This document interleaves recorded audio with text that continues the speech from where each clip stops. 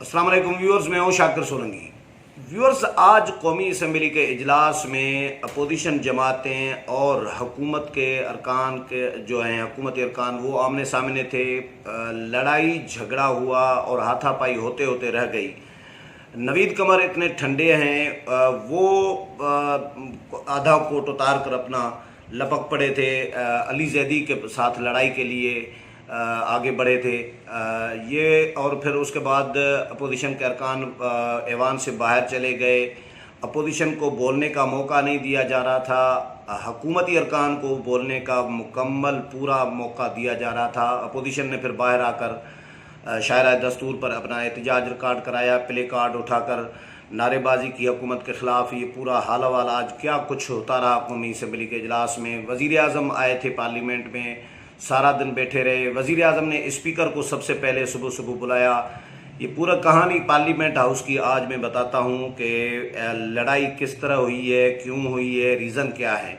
लेकिन डिटेल में जाने से पहले उन दोस्तों से दरख्वास्त होगी जो दोस्त मेरा चैनल पहली दफ़ा देख रहे हैं या सब्सक्राइब नहीं किया, वो चैनल को ज़रूर सब्सक्राइब करें ताकि आने वाली जो अपडेट्स हैं वो भी आपके साथ शेयर होती रहें। और अगर प्रोग्राम अच्छा लगे तो इसको शेयर भी करें, लाइक भी करें और कमेंट्स भी करें।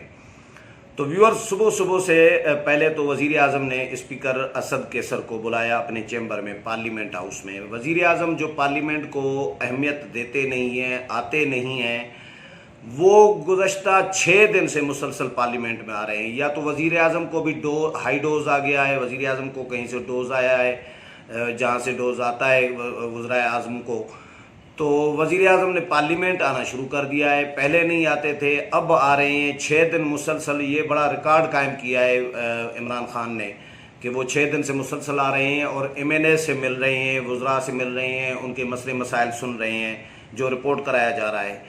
वज़ीर आज़म ने चैम्बर में बैठकर स्पीकर असद कैसर को बुलाया और कहा यह जा रहा है, जो हमने सुना है, सुनने में आया है कि वज़ीर आज़म ने असद कैसर से पूछताछ की है कि भैया ये क्या हो रहा है, किस तरह इजलास ऐवान चला रहे हैं, अपोजिशन को इतना टाइम क्यों देते हैं, अपोजिशन हमारे ऊपर तनकीद कर रही होती है, हमारी बदनामी कर रही होती है। आप हुकूमती अरकान को मुकम्मल टाइम दिया करें ताकि अपोजिशन के इल्ज़ामात का, तकारीर का जवाब दे सकें, हमें मौका मिलना चाहिए। तो वज़ीर आज़म ने स्पीकर को ये इतलात हमारी हैं कि उसके बाद स्पीकर ने आज ख़ुद असद कैसर ने अली जैदी को मौका दिया कि आप बोलें। जो बिलावल भुट्टो जरदारी ने 2 दिन पहले अली जैदी के बारे में कहा था, 1 दिन पहले, कि अली जैदी जो हैं उनको अपनी ही वजारत के लोग जो हैं करप्ट करार दे रहे हैं, करप्ट कह रहे हैं, अपनी ही वजारत के लोग। ये कहा था, सिर्फ इतना कहा था अली जैदी के बारे में। उसके बाद अली जैदी मुश्तैल हो गए और JIT की उज़ैर बलोच JIT की रिपोर्ट आज ऐवान में ले आए थे। पीपल्स पार्टी ये कह रही है कि इस JIT की कोई क्रेडिबिलिटी नहीं है, ये अथेंटिक रिपोर्ट नहीं है। जो अथेंटिक डॉक्यूमेंट न हो उसको पार्लियामेंट के फ्लोर पर नहीं लाना चाहिए और उसकी बुनियाद पर पार्लियामेंट में आकर इल्ज़ामात नहीं लगाने चाहिए। लेकिन उन्होंने जो इल्ज़ामात लगाए, उन्होंने कहा कि ये उज़ैर बलोच की JIT जो रिपोर्ट है इसमें ये बताया गया है सारा कुछ के निसार मोराई के ज़रिए उन्होंने, एक तो निसार मोराई ने 3 कत्ल किए, खालिद शहनशाह को किसने कत्ल किया, मोहतरमा बेनज़ीर भुट्टो को किसने कत्ल किया, और उज़ैर बलोच जो हैं उनको अहकामात आसिफ अली जरदारी देते थे। पीपल्स पार्टी दहशतगर्द जमात है। 1981 में सबसे पहले PIA का तैयारा अगवा किया था जुल्फ़कार ने। ये इस तरह के इल्ज़ामात जब उन्होंने लगाए, मैं साबित करूँगा कि पीपल्स पार्टी पाकिस्तान में सबसे पहले दहशतगर्दी लाई और ये दहशतगर्द जमात है। बीबी और तालिबान के हवाले से भी गठजोड़ जो है वो भी उन्होंने इल्ज़ाम लगाया। बहुत एक खौफनाक किस्म की तकरीर कर डाली अली जैदी ने, जिस पर पीपल्स पार्टी के अरकान शोर शराबा करने लगे, एहतजाज करने लगे और डेस्कें बजाते लगे और ओए ओए की आवाज़ें जो हैं उनके ख़िलाफ़ लगाते रहे। इस दौरान माहौल एक अजीब सा हो गया था, ख़राब होता जा रहा था। तो स्पीकर ने अली जैदी का माइक बंद कर दिया। नवीद कमर ने मौका मांगा स्पीकर से, नवीद कमर खड़े हुए, वो बोल ही रहे थे तो हकूमती अरकान शोर शराबा कर रहे थे, मुराद सईद और बाकी अरकान भी शोर शराबा कर रहे थे, कोई लड़ाई झगड़े का मूड दिखा रहे थे। जैसे ही नवीद कमर बोल रहे थे तो अपने टीवी पर बहुत सारे दोस्तों ने देखा होगा, तो नवीद कमर अली जैदी की तरफ इस तरफ देखकर और कोट आधा उन्होंने उतारा और लपक पड़े अली जैदी की तरफ के आ जाएं, अगर आपने लड़ना है मेरे साथ तो आ जाएं लड़े। बहुत गुस्से में तपे हुए थे। हालांकि नवीद कमर बहुत ही धीमे मिजाज के आदमी हैं, ये उम्र भी नहीं है कि बच्चों की तरह वो लड़ाई झगड़ा करे, लेकिन क्योंकि हुकूमत की तरफ से जो रवैया अपनाया जा रहा था हुकूमती अरकान की तरफ से, तो नवीद कमर जैसा ठंडे मिजाज का आदमी भी तेश में आ गया और उनके साथ लड़ाई के लिए तैयार हो गया कि मैं लड़ाई के लिए तैयार हूँ, आप आ जाएं। आधा कोट उतार कर उनकी तरफ लपक पड़े। तो ये माहौल इस तरह था। उसके बाद नवीद कमर ने ये कहा कि हमारी तरफ से अब्दुल कादिर पटेल जवाब देंगे अली जैदी के इल्ज़ामात का, लेकिन स्पीकर ने फिर भी उसके बाद भी अली जैदी को कहा कि आप बात मुकम्मल करें। दोबारा मौका दिया माइक ऑन करा के कि अली जैदी आप बात पूरी करें। अली जैदी ने अपनी बात पूरी की। उसके बाद अब्दुल कादिर पटेल को मौका मिला, दिया स्पीकर ने। अब्दुल कादिर पटेल ने अभी 3 जुमले ही बोले थे। तो बोले ये थे, उन्होंने ये कहा कि जिस बंदे की औकात नहीं होती अपनी और अपनी औकात से ज़्यादा मिल जाता है तो इसी तरह होता है, यानी अली जैदी की तरफ और इनकी तरफ हुक्मरानों की तरफ इशारा था उनका।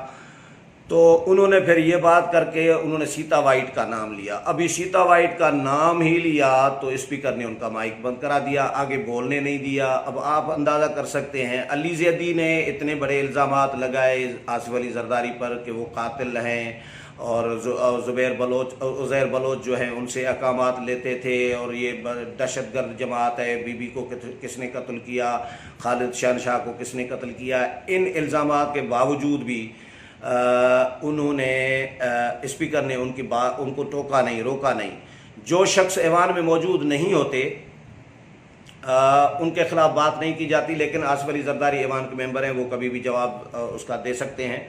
लेकिन बहरहाल उनको बात कंप्लीट करने दी और अब्दुल कादिर पटेल को बात कंप्लीट नहीं करने दी, जिसके बाद अपोजिशन ने एहतजाज किया, शोर शराबा किया ऐवान में और प्ले कार्ड उठाए जो लाए थे वो लहराए ऐवान में। उसके बाद तमाम अपोजिशन जमातें जिनमें पीपल्स पार्टी, नून लीग, JUI, PTM और ANP, जितनी भी जमातें हैं वो सब बाहर चले गए बाइकाट करके ऐवान का, इजलास की कार्रवाई का, और वॉकआउट करके चले गए। लेकिन जमायत इस्लामी के एक अब्दुल अकबर चित्राली है मौलाना, वो बैठे रहे, उन्होंने वॉकआउट नहीं किया।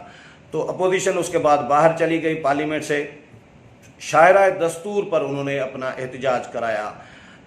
एहतजाज का ऐलान पहले ही अपोजिशन ने किया था, लेकिन वो एहतजाज सिर्फ पेट्रोलियम मसनूआत की कीमतों के ख़िलाफ़ करना था। अपोजिशन ने ये ऐलान किया था कि पार्लियामेंट के बाहर इजलास ख़त्म होगा तो उसके बाद फ़ौरन हम एहतजाज करेंगे। लेकिन जब ये माहौल पैदा हो गया लड़ाई झगड़े का और हाथापाई होते होते रह गई, स्पीकर डाइस का घेराव कर लिया अपोजिशन ने, हुकूमती अरकान ने। स्पीकर मतलब इस तरह लग रहा था कि वो इनकरेज कर रहे थे हुकूमती अरकान को।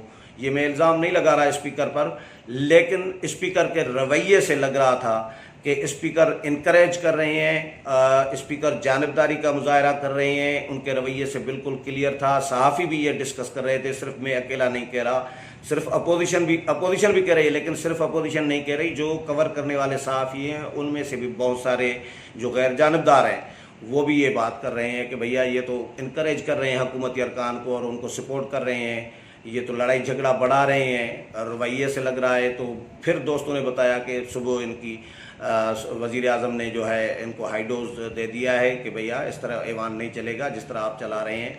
तो उसके बाद रवैया और चेंज स्पीकर का हुआ। तो अपोजिशन फिर बाहर आई, उन्होंने फिर प्ले कार्ड उठाए, शायरा दस्तूर पर प्ले कार्ड उठाकर एहतजाज किया। डोंकी राजा की सरकार नहीं चलेगी, नहीं चलेगी, चीनी चोरों की सरकार नहीं चलेगी, नहीं चलेगी, बहुत सारे उनके नारे लिखे हुए थे प्ले कार्ड्स पर। आटा चोरी, चीनी चोरी, पेट्रोल महंगा, और ये भी यानी सवालात थे कि भाई 1 करोड़ नौकरियां कहाँ गई, 50 लाख घर कहाँ गए, अवाम से जो वादे किए गए थे वो किधर गए, माशी कातिल हैं वज़ीर आज़म इमरान खान। स्पीकर के हवाले से भी, स्पीकर के ख़िलाफ़ भी शदीद किस्म की नारेबाजी की गई अपोजिशन अरकान की जानिब से। क्योंकि पहले बताया गया था एहतजाज होगा, तो सारा मीडिया वहाँ पर पहुँच गया था, लाइव में भी वहाँ पर गया।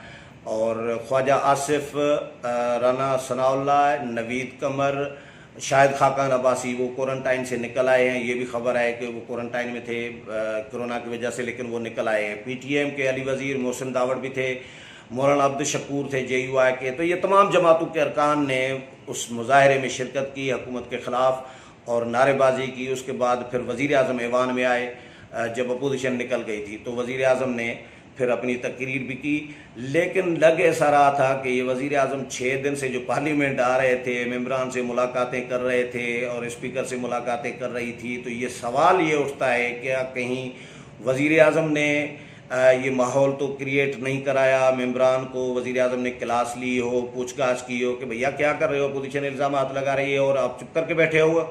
तो ये इतलात हमारी हैं कि इस तरह का माहौल क्रिएट कराया जा रहा होता है। और 6 दिन से वज़ीर आज़म आए थे, तो शायद वज़ीर आज़म अपना काम आज करके गए हैं। आज बहरहाल इजलास गैर मुय्यना मुद्दत तक मुलतवी हो गया है। अभी इजलास मज़ीद होना है। 12 अगस्त को पार्लिमानी साल मुकम्मल होगा, तो 12 अगस्त तक इनको 130 दिन जो है वो मुकम्मल करने होंगे। ये आइनी तकाज़ा है और 130 दिन अभी मुकम्मल नहीं हुआ, तो इसलिए 12 अगस्त से पहले अभी मज़ीद इजलास बुलाया जाएगा। फ़िलहाल इजलास गैर मुय्यना मुद्दत तक मुलतवी हो गया है। उम्मीद है प्रोग्राम पसंद आया होगा। अगले प्रोग्राम में फिर मुलाकात होगी, तब तक इजाज़त चाहता हूँ। अल्लाह हाफ़िज़।